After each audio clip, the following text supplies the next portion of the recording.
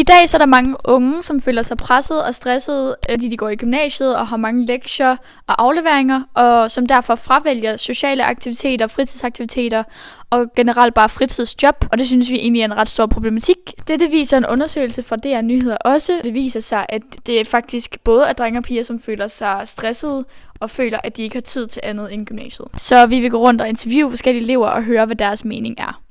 Føler du, at den største grund til, at elever kommer herned, det er fordi, de er stressede? Det kan der være meget stor forskel på. Altså, jeg vil sige, elever kommer både med ting, som er i, hvad kan man sige, fritidslivet, ikke også, som rækker ind i skolelivet, og skolelivet, der rækker ind i fritidslivet. Jeg ved ikke, om man kan sige, stress er jo selvfølgelig også mange forskellige ting, og man kan sige, at for nogens vedkommende er det helt sikkert stress.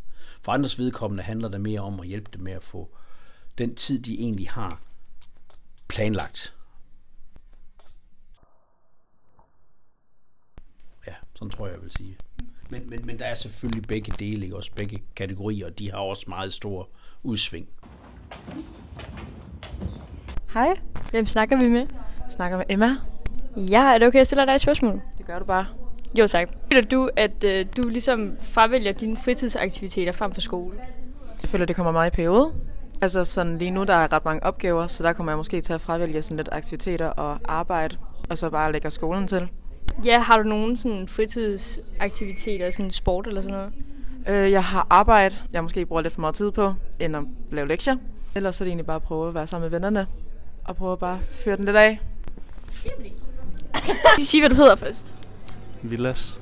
Hvor gammel er du? Jeg er 18. Går du i 2G? Ja. Okay.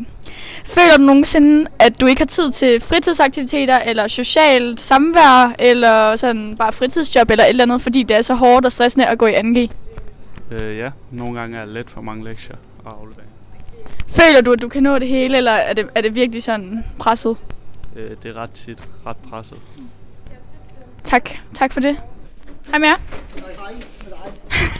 Er du det mest piger eller drenge, der bliver påvirket af skolen? Af stress? Jeg tror primært, at det er pigerne, der bliver stresset.